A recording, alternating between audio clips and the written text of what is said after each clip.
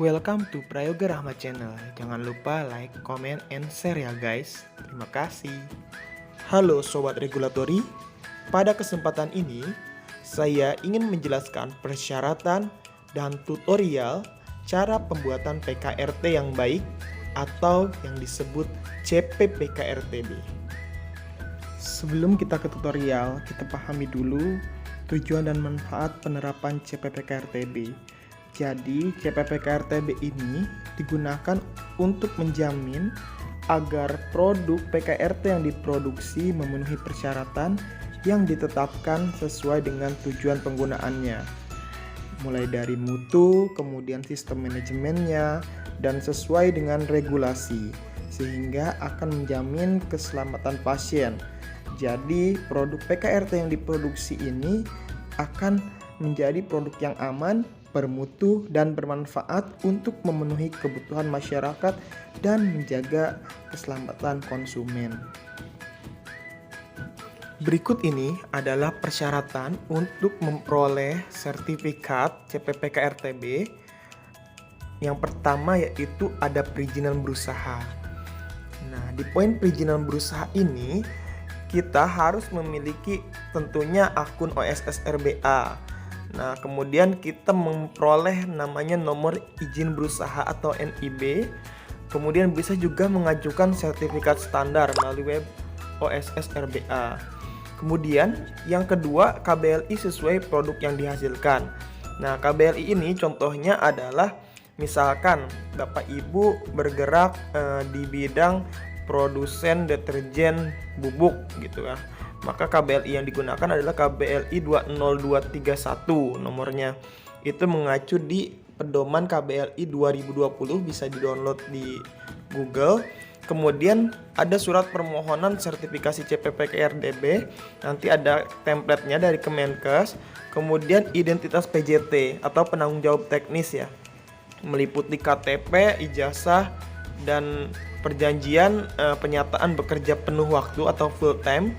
Kemudian surat perjanjian kerjasama sesuai dengan ketentuan Permenkes 14 tahun 2021. Selanjutnya koordinat lokasi perusahaan harus sesuai dengan data di OSS RBA. Jadi alamatnya harus sama ya. Kemudian sertifikat produksi kalau misalkan memang masih berlaku. Jika tidak ada bisa cukup menggunakan nomor izin berusaha atau NIB atau sertifikat standar dari sistem OSS RBA.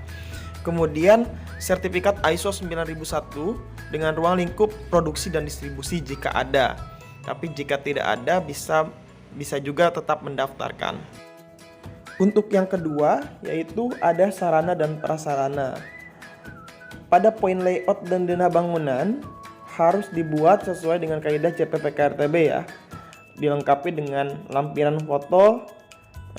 Contohnya misalkan ada area penerimaan bahan baku, maka harus difoto kemudian diberikan lokasi dan waktu. Jadi ada aplikasinya, ada timestamp kamera ya, Bapak Ibu bisa menggunakan itu.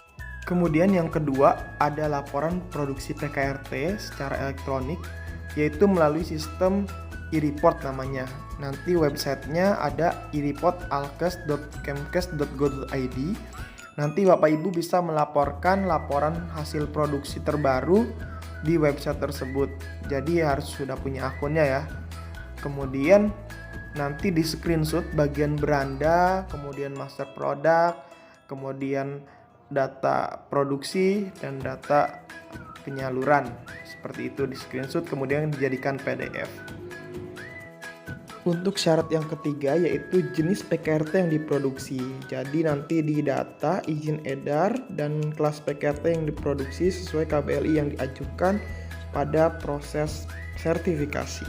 Misal Bapak Ibu memproduksi deterjen cair, maka yang dicantumkan adalah jenis PKRT sediaan mencuci dalam bentuk cair ya, atau deterjen cair KBLI 20231. Selanjutnya yang keempat ada namanya self assessment. Ini adalah persyaratan yang terpenting. Nanti terdiri dari beberapa dokumen ya, banyak dokumen.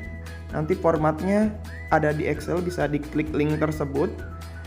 Nah, ini biasanya berisikan pedoman mutu perusahaan, kemudian telah melaksanakan kajian atau tinjauan manajemen, kemudian ada daftar induk dokumen untuk penerapan sistem CPPKRTB, kemudian ada SOP atau prosedur dan rekaman mutu.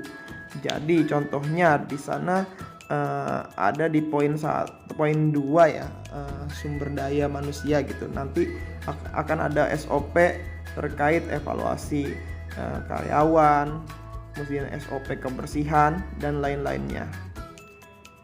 Juga daftar induk dokumen yang harus dibuat sesuai dengan pedoman CPPKRTB. Kemudian ada SOP lainnya tergantung dari departemen masing-masing. Nah, nanti disesuaikan sesuai dengan format yang diminta pada link tersebut. Bisa di-download Excelnya di link tersebut ya.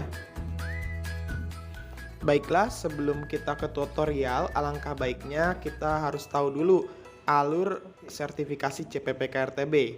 Yang pertama, pelaku usaha melengkapi persyaratan yang telah saya sebutkan tadi di awal. Ada 4 persyaratan teknis ya, semua harus dipenuhi, kemudian disubmit di sistem OSS RBA. Nah, di sini ada 5 kategori. Misalkan produk yang pertama, produsen atau pabrik Bapak Ibu sudah memiliki sertifikat ISO 9001 dengan ruang lingkup yang telah disebutkan, maka akan di audit secara web ya persyaratannya, dan yang terutama yaitu dokumen self assessmentnya nanti akan di audit semua, diperiksa, dievaluasi. Jika disetujui maka sertifikat akan terbit. Kemudian begitupun untuk yang produk kelas 1 sama akan diaudit secara dokumen ya webnya, yaitu self assessment dan persyaratannya. Tidak dilakukan remote audit, bedanya berarti kan nanti sertifikat akan terbit jika disetujui. Untuk produk kelas 2 tidak memiliki ISO, PMDN maupun PMA maupun kelas 3, maka akan diaudit self assessmentnya secara tadi web dan persyaratan lainnya. Kemudian akan dilakukan juga remote audit.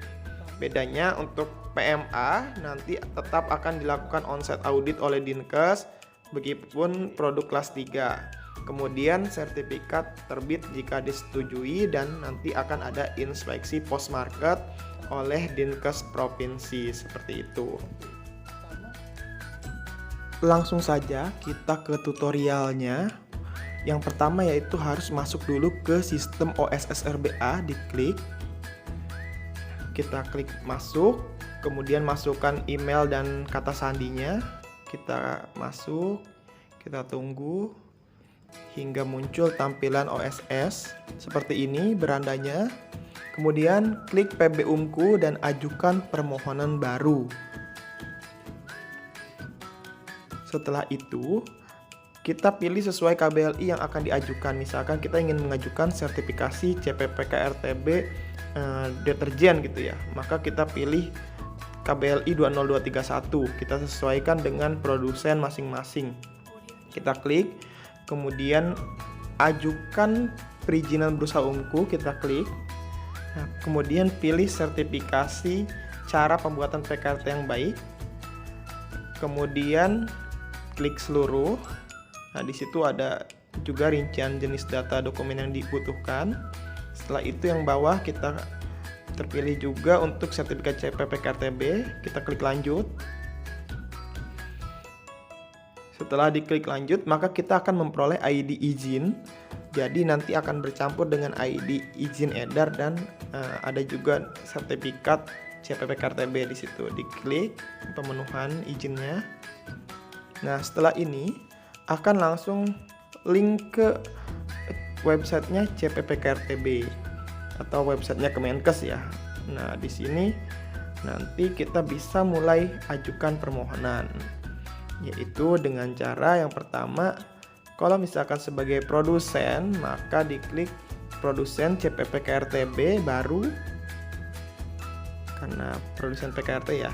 Di sini ada poin yang pertama, yaitu persyaratan pertama sesuai yang tadi dijelaskan di awal, yaitu ada nomor induk berusaha atau NIB.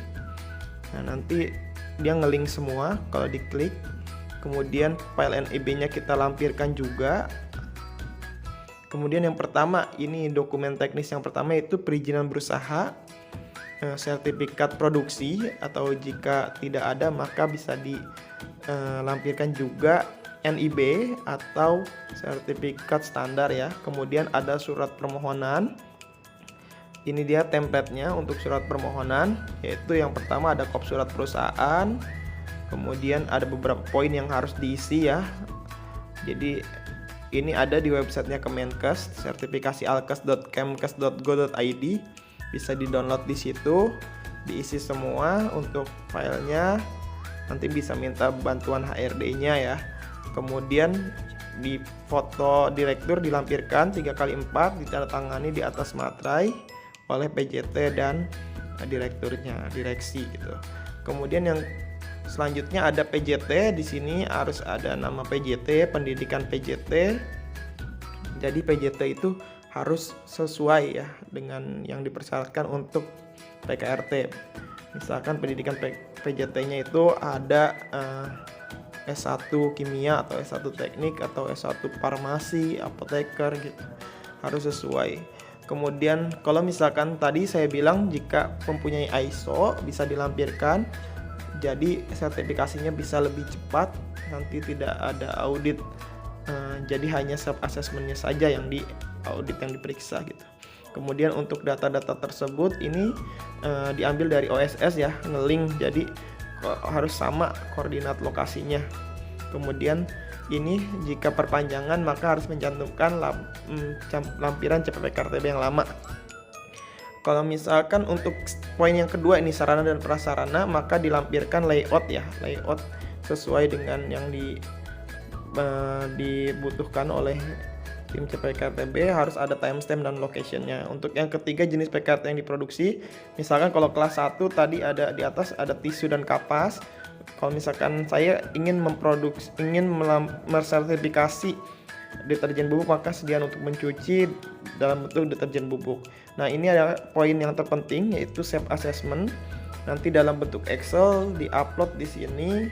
Untuk template self assessment, Bapak Ibu bisa mendownloadnya di web sertifikasi alkes.kemkes.go.id. Nanti di situ ada di berandanya untuk CPPK-RTB.